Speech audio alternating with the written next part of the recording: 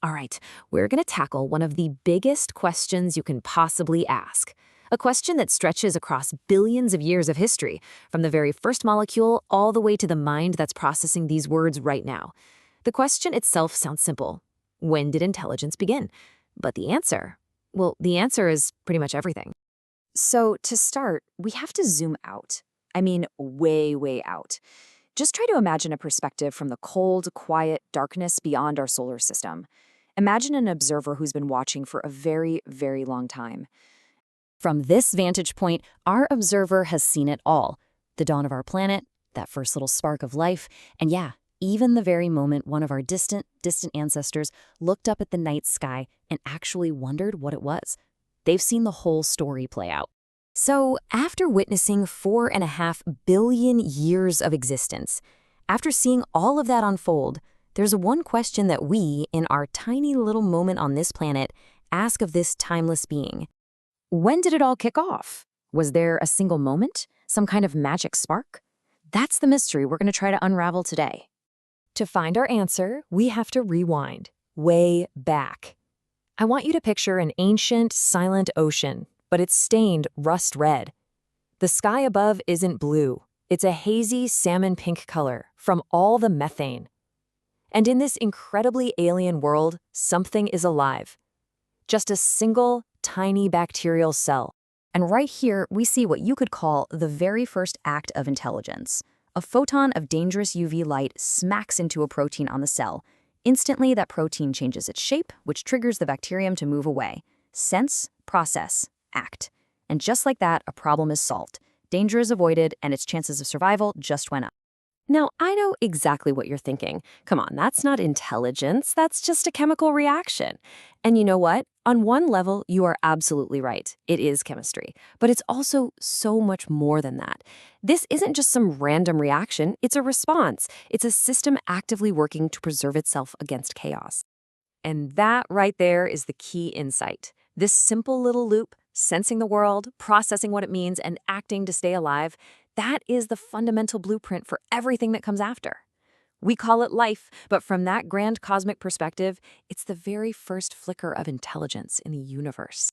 And believe it or not, this blueprint runs so much deeper than you'd think. Look at this. On one side, you've got evolution. It's constantly tweaking a creature's response to some stimulus, all to maximize the probability of survival. On the other side, you've got machine learning, which is trying to find the highest probability for the correct label for an image. It is the same core algorithm.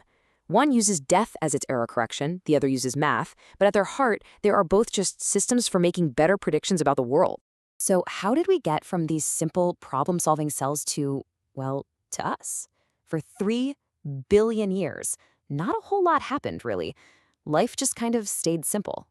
And then, in a flash, everything changed. I mean, just look at this timeline. The vast, vast majority of life's history was spent in that simple phase. The Cambrian explosion, when you compare it, was a geological eye blink. In just 20 million years, the world went from this quiet, simple place to being complex and absolutely teeming with bizarre new creatures. So what lit the fuse for this explosion? One simple and frankly terrifying innovation: predation. The second one creature figured out how to eat another, a biological arms race kicked off.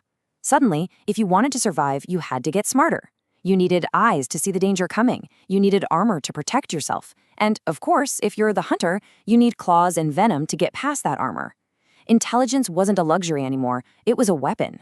And this is the next huge leap. See, it's not enough to just sense light anymore. You have to understand what that light means. Is that shadow or predator, or is it just a rock? Evolution's solution was genius. It added a middle layer of processing cells, these things called interneurons, between the input and the output. This hidden layer, just like in an AI, could recognize patterns. It could turn raw data into meaningful information. This, right here, is the birth of thought. But thought doesn't have to live inside a skull. It doesn't even have to be attached to a backbone. Let's take a look at one of the most alien intelligences right here on our own planet. 500 million. That's how many neurons an octopus has. That's more than a mouse. But here's the really wild part. 2/3 of those neurons aren't in a central brain. They're distributed throughout its arms. Each arm can literally think for itself. It's a distributed, decentralized intelligence, like a committee of minds all working together in a single body.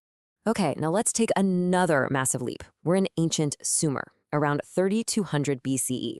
An accountant is pressing little marks into a wet clay tablet. Two little shapes for units of barley, for one person. It looks so simple, but what's happening here represents a monumental shift in the entire history of thought. The consequence of this was just profound. For the very first time in the history of the world, a thought was given permanence. Before writing, knowledge was mortal. It died with the person who held it. But now, an idea could be frozen in time. It could be shared across vast distances and passed down through generations. All of a sudden, knowledge became immortal. So, how did we get from immortal thoughts etched on clay tablets to the incredibly complex brains that are sitting inside our heads right now? Well, the story involves an ancient catastrophe, a huge surplus of energy, and one heck of an evolutionary gamble. It all started with pollution. About 2.4 billion years ago, these little critters called cyanobacteria started pumping a toxic waste product into the atmosphere, oxygen. For most life on Earth at the time, this was a total catastrophe. But some organisms adapted, and by doing so, they hit the absolute jackpot. Breathing oxygen allowed them to extract 16 times more energy from their food. This massive energy surplus was the fuel that made big, complex, energy-hungry things, like brains, possible in the first place. And with all that extra energy to burn, our lineage made a huge bet. In just a few million years, our ancestors' brain size tripled. This was really driven by a perfect storm of pressures.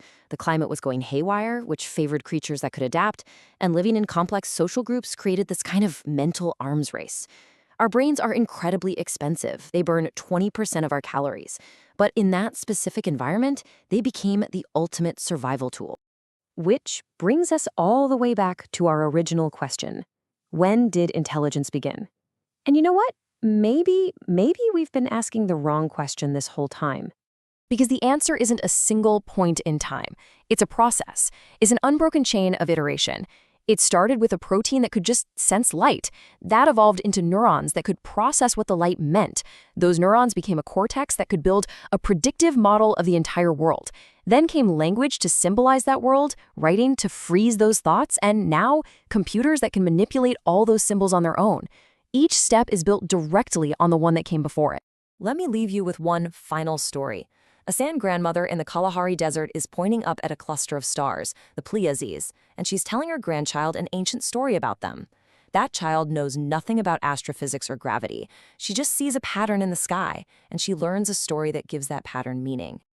And maybe that's where it all really began, not with a chemical reaction, not with a neuron firing, but with something much simpler: curiosity, the willingness to just sit in the darkness, watching, patiently, until the pattern reveals itself. That, perhaps, is the true, timeless essence of intelligence.